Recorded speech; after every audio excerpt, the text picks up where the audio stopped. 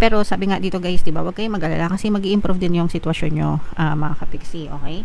So, magkakaroon ng mga big happy changes, 'di ba? Sabi sa inyo, magkakaroon ng mga big happy changes and mag-improve yung mga sitwasyon nyo. So, itong mga problema na to na inyong pinagdadaanan mga kapiksi, kung nararamdaman nyo na ito sa kasalukuyan, huwag kayong mag-alala kasi unti-unti malalampasan nyo rin yan. Dadating din sa inyo yung mga solusyon sa mga problema nyo and magbabago din yung takbo ng buhay nyo. Basta mag-persist lang kayo mga kapiksi.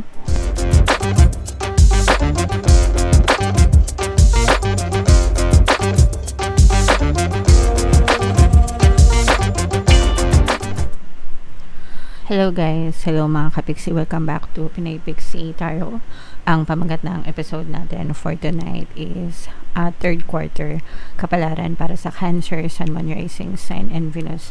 So yung third quarter guys ay para sa July, August, September ngayong 2025. Unahin natin tong deck na to mga kapiksi. Tingnan natin yung mga angel messages para sa inyo guys. And by the way guys, sa mga naghahanap ng mga pampaswerte na lucky charms or lucky bracelet, may mga items na makikita kayo sa description box nitong video mga kapiksi. Check nyo lang yung mga items doon guys. Grabe, wow. So napakaganda ng mga angel messages para sa inyo guys. Unahin natin to na nasa gitna mga kapiksi, no, big happy changes, okay? So mga malalaki at mga magagandang pagbabago yung nag-aantay sa inyo mga kapiksi ngayon third quarter ng 2025.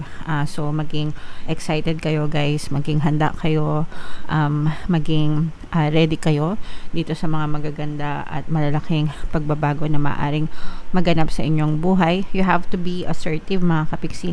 Pag sinabing assertive guys, no, yung medyo nag-i-initiate, kumikilos, nagkukusa, ganyan, no? Hindi, kumbaga hindi nag-aantay, hindi passive, very active yung energy, mga kapiksi. So,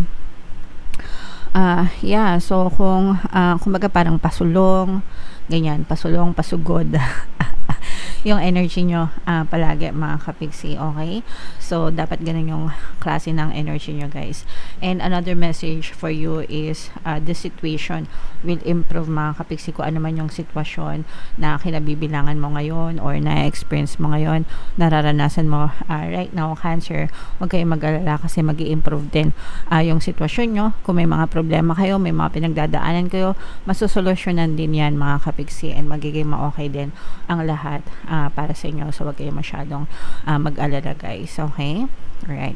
So, i-mind nyo yan mga mind big happy changes, mind improvement ng sitwasyon. Yan. So, i-mind nyo yan guys sa comment section. Comment down below guys if feeling nyo nakaresonate kayo. Shuffle natin to guys. Hanapin natin yung energy ng Cancer. Habang sinashuffle ko to, panoorin nyo muna yung video natin guys regarding sa ating paano mag-manifest ng abundance video course. Kapiksi, sawa ka na ba sa mga struggles at hirap sa buhay mo? Masipag ka ba at masikap sa buhay ngunit hindi ka pa rin umaasenso? Ilang beses ka na bang nag-attempt mag-negosyo at mag-invest pero palagi ka pa rin nalulugi? Sa pagkakataon na ito ay maaaring may subconscious beliefs ka na nagiging balakid sa iyong pag-unlad at pagyaman. Introducing, paano mag-manifest ng abundance video course. Dito ay matututunan mong ma-overcome ang mga balakid mo para tuluyan ka ng umunlad, umasenso, sumagana, maging matagumpay, successful at maswerte sa iyong kabuhayan, pera, trabaho, negosyo, salapi at kaperahan ng bonggang-bongga. Dali, mag-send na ng email sa pinoypixie@gmail.com at simulan na ang iyong pagyaman ngayon. Alright, so sa lahat ng gusto mag-avail ng course guys, naka-flash sa screen nyo. Una, meron tayong paano mag-manifest ng abundance video course. Meron din tayong paano mawala ang third party at magkaroon ng harmonious na relationship. And meron din tayong paano pabalikin si ex revised breakup. So sa mga interesado guys, mag-send lang kayo ng email sa pinoypixie@gmail.com. So, Cancer guys, kayo ay nirepresent ng King of Cups sa ating spread. Latag natin yung spread nyo. Guys, 3 beses tayo maglalatag ng spread. Isa for July, isa for August, isa for September. Pero anytime sa loob ng third quarter, mga kapiksi,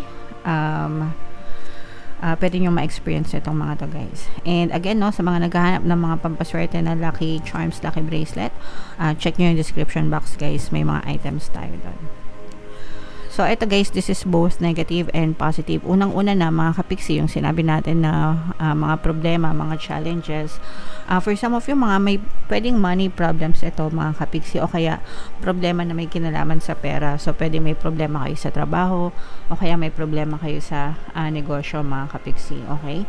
So, for some of you, pwedeng yun yung mga na-experience nyo right now, and pwedeng pwedeng na-experience nyo na siya guys as of the moment, no, and pwedeng madala nyo siya until third quarter ng 2023.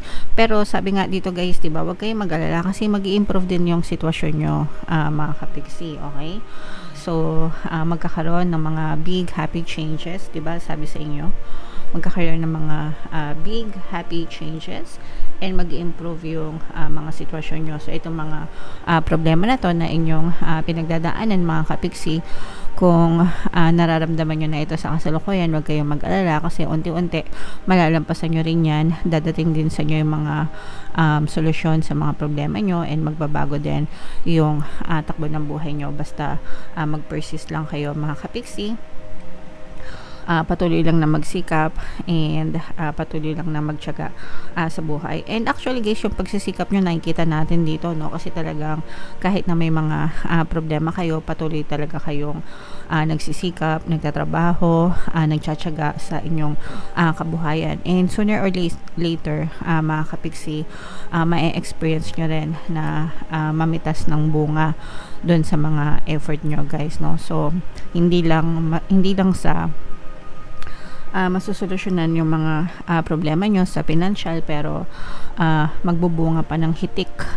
Pag sinabing hitik sa bunga mga kapiksi, maraming bunga, di ba? Kumbaga sobra-sobra, parang sobra-sobra pa yung babalik sa inyo guys, no, dahil din sa mga pagsisikap at pagtsatsaga nyo. So again, sabi ko nga sa inyo guys, wag kayong panghinaan ng loob, instead ay mag-persist lang kayo and definitely malalampasan nyo yung mga problema and magiging hitik sa bunga yung mga pagsisikap nyo mga kapiksi. Meron kayong chance na umunlad at umasenso ang inyong kabuhayan mga kapiksi, especially guys kung nagbabala kayo na mag-abroad, maglayag or lumipat mga kapiksi, no. Pag sinabing lumipat, pag lumipat kayo ng trabaho or lumipat kayo ng pagkakakitaan, mga ganyan. So may chance na mag-improve yung inyong kabuhayan mga kapiksi. Ibig sabihin maaaring mas maging maganda yung inyong pupuntahan na next na trabaho or next na pagkakakitaan. Maaaring yun din yung big happy changes na mangyari sa inyo, parang career shift, change in career, ganyan mga kapiksi. Kung kayo naman guys ay may mga sakit or karamdaman na maaaring maging ma-okay din, no, kaya mag-improve yung sitwasyon mga kapiksi, maaaring mag-improve din yung inyong kalusugan. Pero guys, no, palagi ko kayong pinapaalalahanan pagdating sa kalusugan mga kapiksi, wag nyong iti-take for granted. Make sure na palagi kayong nagpapa-check up kung may nararamdaman mga kapiksi para maagapan, okay? Alright, so what else guys, magtatag pa tayo ng mga energies nyo mga kapiksi. So dito guys, nakikita natin na unti-unti na talagang nag-i-improve yung sitwasyon nyo mga kapiksi. Meron ditong air sign, Aquarius, Gemini, Libra. For some of you, maaaring may earth element kayo sa inyong natal chart or you may be dealing with an air sign mga kapiksi. So dito guys, nakikita natin na unti-unti na kayong nagiging masaya mga kapiksi, no. Parang ibig sabihin maaaring natatapos na talaga yung mga problema nyo and yung mga kalungkutan nyo guys, yung mga sakripisyo nyo unti-unti na siyang na papalitan ng kasiyahan. So nagiging masigla na yung energy nyo, nagiging masaya yung inyong puso mga kapiksi, and na-attract nyo pa yung mga more opportunities pa sa money mga kapiksi. Ito guys, parang magkakaroon kayo ng pwedeng merong room, pintuan para sa other options, no, other opportunities when it comes to money making. Ibig sabihin parang kakatok sa'yo sa universe, tapos ipapakita niya sa'yo na ito pa yung other choices mo dito pwede kang kumita. Kapag ginawa mo to, pwedeng madagdagan yung income mo sa mga ganon, parang multiple streams of income mga kapiksi. So syempre guys, pagdating sa ganyan, make sure na planuhin, no, pag-aralang mabuti yung mga pros and cons bago kayo magdesisyon mga kapiksi. Siguraduhin nyo na kaya nyong i-handle, and siguraduhin nyo din na legit yung mga pinapasok nyo guys, okay? So yan, i-mind nyo na yan guys, no? Itong kasiyahan na to, itong mga progress, itong mga multiple opportunities sa kaperahan guys, i-mind nyo na sa comment section mga kapiksi. So what else guys? Tingnan pa natin. Wow, so dito guys, nakikita na, wow, grabe. Latag muna natin mga kapiksi. So dito guys, nakikita natin na kaya ako napawa mga kapiksi kasi hindi pa natatapos. Hindi matatapos yung third quarter na hindi kayo suswertehan guys, no? So sabi ko naman sa inyo mga kapiksi, palagi nyo lang sasabihin na pinanganak kayong swerte, no? Swerte is your birthright guys, no? So i-mind nyo na itong mga swerte na to. Mind good luck, good fortune, swerte.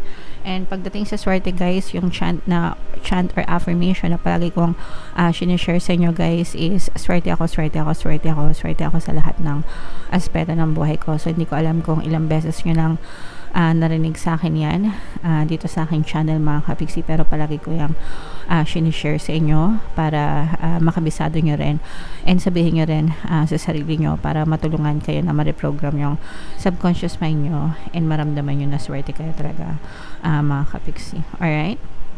So, swerte kayo guys. And swerte rin kayo sa love life mga kapiksi. Ito, maganda to. This is a very harmonious relationship mga kapiksi. Kung kayo ay meron ng mga partner or specific person, maaaring maging maayos yung inyong relationship with your loved one mga kapiksi. And kung kayo naman ay single and ready to mingle, maaaring may kumatok sa inyo na bagong pag-ibig, maaaring may magparamdam mga kapiksi. Yeah, so i-mind nyo na yan syempre. Mag-ingat kayo sa mga bagong opportunities din, no guys. Okay lang na may mga opportunities na dumadating, pero always pa rin kayong mag-ingat mga kapiksi kasi we also have a deceptive energy here. So itong deceptive na to, ibig sabihin nito manloloko, scammer, backstabber, liar, cheater, no, sinungaling, ganyan. So maaaring merong sa paligid nyo na mga ganyang tao mga kapiksi. So always kayo mag-ingat, always kayo maging mapanuri, no, sa mga taong pinapakisamahan nyo para hindi kayo masaksak patalikod guys, okay? Meron ding unexpected na parang team up or collaboration, parang hindi mo inaasahan. I'm sensing na maaari kayo maimbitahan mga kapiksi, especially kung nasa social media kayo or kung may business kayo guys, no? Parang hindi mo ina-expect na makatanggap ka ng sponsorship, pwedeng sponsorship or collaboration or invitation, ganyan, na maaring makatulong para mag-expand yung pinagkakakitaan mo, either negosyo yan or project-based, whatever mga kapiksi. Pero malaking tulong itong collaboration na to para sa inyo guys, okay? So bahagi yan ng swerte mo guys.